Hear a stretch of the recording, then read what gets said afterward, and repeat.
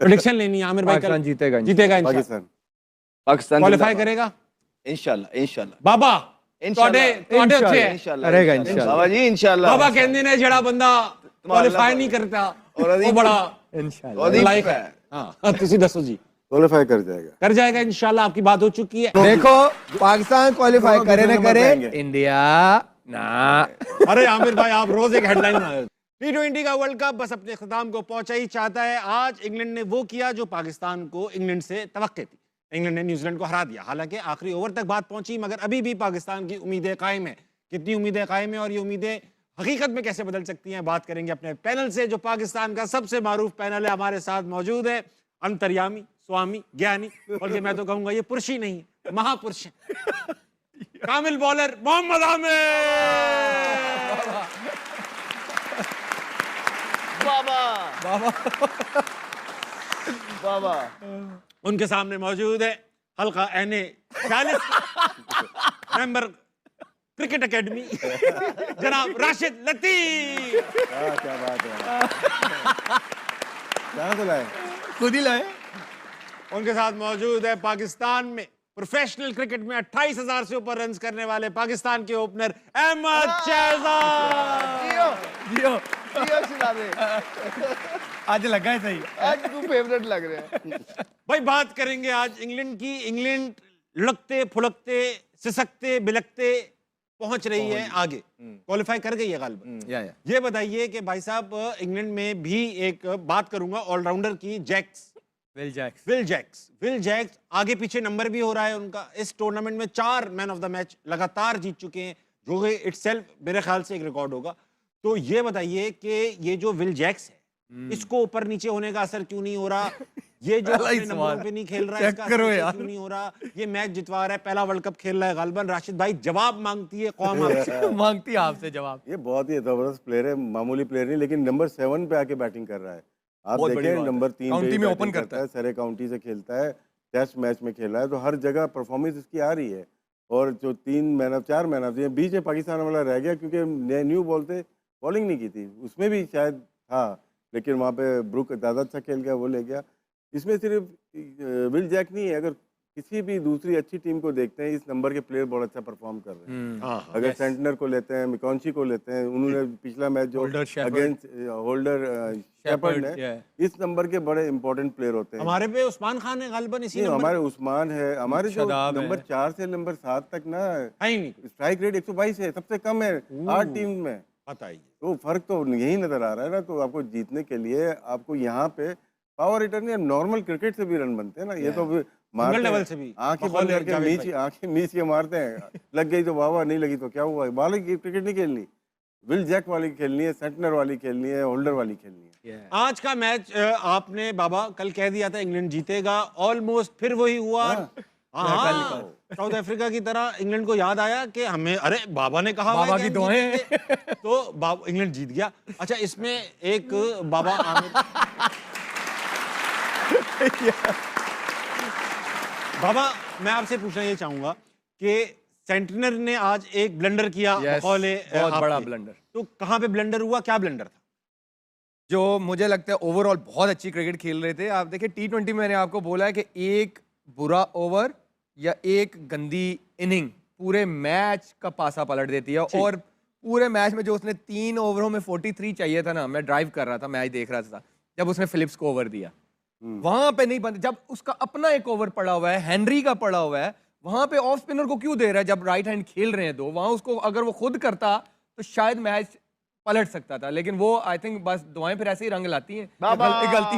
गलतियां ऐसी होती है, रमजान चल रहा है, लोग दुआएं कर रहे हैं, तो लेकिन इस तरह का वो ब्लंडर करता नहीं है जिस तरह का उसने किया है। आई थिंक उनके नसीब में थी विन, तो ऐसे फिर ब्लंडर्स होते हैं जो उसने किया है। सही बात। अहमद भाई, आज आप पाकिस्तानी टीम को ट्रिब्यूट दे रहे हैं थ्रू योर पैंट्स। आपने पाकिस्तानी टीम की परफॉर्मेंस जैसी पैंट्स पहन रखी हैं, जगह जगह से बिखरी हुई। ये बताइए कि अब इंग्लैंड ने अपना काम कर दिया है, न्यूजीलैंड को बिलाकर हरा दिया है। अब वक्त है पाकिस्तान के कल के बड़े मैच का, जो श्रीलंका से। श्रीलंका जिस तरह आखिरी बार खेली है न्यूजीलैंड के अगेंस्ट, ऐसा लगता है वो डर गए थे, खेला ही नहीं जा रहा था, शॉट्स ही नहीं मारे। अब पाकिस्तान कल खेलेगा, सिनेरियो हमारे सामने आ चुका है। पहले मैं आपको सिनेरियो दिखा देता हूं किस तरह क्वालिफाई कर सकते हैं, फिर आपका मैं पॉइंट ऑफ व्यू लूंगा। दिखाओ बेटा। मजहर अरशद है, काफी रिनाउंड क्रिकेट कमेंटेटर है, कहते हैं to qualify for semifinal Pakistan need to win by रफली 65 रन्स और chase the target in about 13 overs against Sri Lanka. This is only an estimate. The exact margin required will be known once the first innings is completed. मोटा मोटा ये है. ऊपर अगर अगर अगर लेट्स से कि यही वाला है तो मुझे लगता है चेज वाला थोड़ा इजी है. चेज वाला इजी. अच्छा खैर अहमद भाई, इस पूरे सिनेरियो पे आप अपना एक कलाम सुना दो. देखिए, जिस तरह की क्रिकेट हमने खेली है इस पूरे वर्ल्ड कप के अंदर, ये सिनेरियो अगर आ गया तो ये ब्लेसिंग एंड डिस्गाइज्ड है. आप T10 की क्रिकेट देखेंगे, उसमें 10 ओवरों में कितना स्कोर होता है? 130, 120, 40, 120 नॉर्मल. तो 13 ओवरों के अंदर कोई बड़ी बात नहीं है अगर पाकिस्तान अपनी राइट 11 खिलाए और उसको फिर 13 ओवरों के आसपास अबाउट उसने कहा, ये पता लग जाएगा पहली इनिंग के बाद. चेस आई थिंक बहुत चांसेस हैं कि अगर पाकिस्तान अच्छी क्रिकेट खेलता है तो very much doable, because T10 cricket के अंदर हम देखते हैं 120, 30, 40 भी होता है अच्छे खेलने वाले हो. पाकिस्तान का मसला ये आ रहा है कि पाकिस्तान के बैटर्स जो हैं वो इतने इनफॉर्म नहीं है साहिबजादा फरहान के अलावा. तो साहिबजादा फरहान पे बहुत डिपेंड करेगा उसका पावर प्ले, राइट. और जिस तरह आमिर ने बोला, मैं भी इसी का फैन हूँ कि जब टारगेट पूरा सामने आ जाए ना तो फिर आप उसको क्रैक डाउन कर सकते हैं. बैटिंग सेकंड में आसानी हो जाती है. लेकिन 2 मैच हार के भी, इस तरह की गंदी क्रिकेट खेल के भी अगर ये सिनेरियो निकल रहा है ना आपका इफ्स एंड बट्स वाला, तो शुक्र अदा बाबा करें. की दुआएं, बाबा की दुआएं काम आ गई, नहीं तो काम जो है ना बड़ा मुश्किल हो जाना था. राशिद भाई, अहमद भाई ने एक खास जुमला इस्तेमाल किया कि आपके ज्यादातर बैट्समैन आउट ऑफ फॉर्म हैं. सवाल पूछने वालों, एक के अलावा अब मेरी सवाल सुनने दो. आप सवाल बड़ा करूंगा मैं. ये कह रहे हैं आउट ऑफ फॉर्म. मैं आपसे ये पूछना चाहता हूँ, आया कि ये आउट ऑफ फॉर्म है या लैक ऑफ एबिलिटीज हैं? आउट ऑफ फॉर्म भी है, मतलब यानी लैक ऑफ एबिलिटी तो है ही. मुफलिसी में आटा गीला है. तमाम टीम के प्लेयर्स आउट ऑफ फॉर्म लग रहे थे, लेकिन उनके 2 प्लेयर्स ऐसा उठते थे. इंग्लैंड की मिसाल है आपकी. मिसाल दीजिए. सॉल्ट और बटलर चल ही नहीं रहे, पूरा किचन नहीं चल नीचे रहा. बेंटन भी चल रहा, बैथल भी नहीं चल रहा था. फिर आके ब्रुक ने एक इनिंग जिताई, एक सॉल्ट ने की. एक एक प्लेयर आके परफॉर्म करता है. स्किल में कमी तो है, नजर आ रही है, जो कि आपको नंबर 4 से नंबर 7 के बैटर्स जो हैं वो परफॉर्म नहीं कर रहे. 122 का स्ट्राइक रेट कुछ भी नहीं है. यहाँ तो आप बिल्ड करते हो, ऊपर लेके जाते हो. अच्छी टीम जो है न्यूजीलैंड, इंग्लैंड, साउथ अफ्रीका 155 से 160 तक है यहाँ पे. तो हम यहीं पे मैचेस मोस्टली हार रहे हैं और रन ज़्यादा भी हम यहीं दे रहे हैं.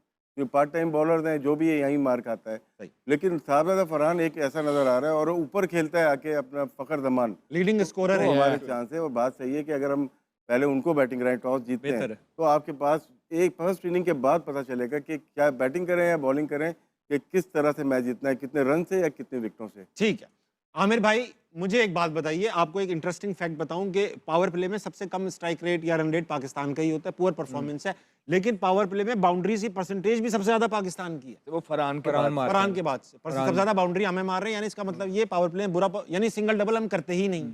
अभी लास्ट मैच में जो हमारे खिलाफ इंग्लैंड ने खेला है, कितने डबल लिए उन्होंने? 15 के 16 21 डबल्स लिए उन्होंने. यानी कि 42 रन तो उन्होंने सिंगल डबल से बनाए, वो सॉरी डबल से बनाए. मुझे ये बताइए, कल पाकिस्तान खेलने वाला है ऐसा मैच जिसमें हमें सिर्फ अग्रेशन, अटैकिंग क्रिकेट खेलनी है. When it comes to bowling, attacking खेलनी है, बैटिंग अटैकिंग खेलनी है. मुझे प्लेइंग 11 जरा डिफाइन कर दें, क्या होनी चाहिए? फरहान, फखर ओपन 3 पे तो आई थिंक आगा ही आएगा. ठीक, और फेयर और नाफे, ये 4 आपके होने ही चाहिए. शुरू टॉप ऑर्डर ये है. ठीक है. और फिर बाबर को आपने बाहर कर उस्मान बाहर नहीं होंगे क्योंकि कीपर है, एक ही कीपर है. ठीक, वो खेलेगा. 5 पे वो हो गया. 6 पे फिर वो 6, 7 शदाब और नवाज हैं आपके. अबरार कल भी नहीं डलेंगे. शदाब खेलेगा, मुझे तो लगता है वो खेलेगा. I doubt.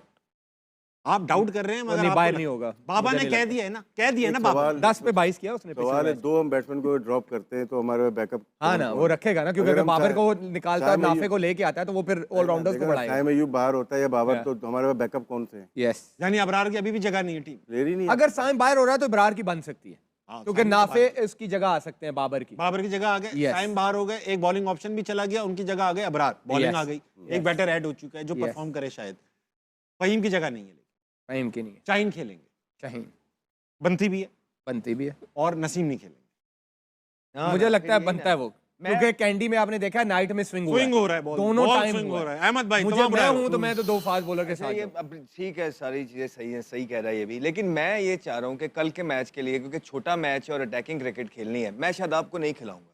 अंडर प्रेशर है, बहुत ज्यादा स्क्रूटनी हो रही है.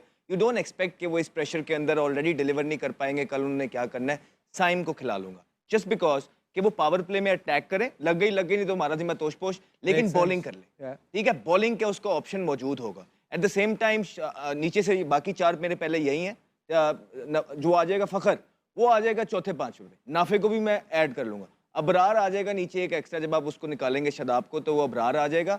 और आपको बहुत ही पड़ गई है, कोई ज़रूरत ही नहीं है आपको स्पेशलिस्ट के साथ जाएं, बराए मेहरबानी कल के मैच के अंदर आधा तीतर आधा बटेर ना करें, जो इन फॉर्म आपके बैटर्स हैं बॉलर्स हैं आप उनको खिलाएं। ओवरऑल आपके पास कोई इतने डॉन ब्रैडमैन पीछे बैठे नहीं हुए जिनको आप लेके आ जाएंगे, आपको छोटी छोटी तब्दीली करनी है, आपको टेक्टिकल आराम से छोटी मोटी करके शदाब को आप निकाल के आप सुकून से जो है ना अबरार को अंदर डाल लीजिए। बाकी इतनी छेड़छाड़ करने की आपको बाबर की जगह एक नाफे डाल लीजिए, आपकी बैटिंग भी पूरी हो गई, आपकी बॉलिंग भी पूरी हो गई। इसमें अगर देखते हैं दो पिछले मैचेस देखें तो पार्ट टाइमर ने बड़ा किया, बैटिंग ऑलराउंडर्स ने।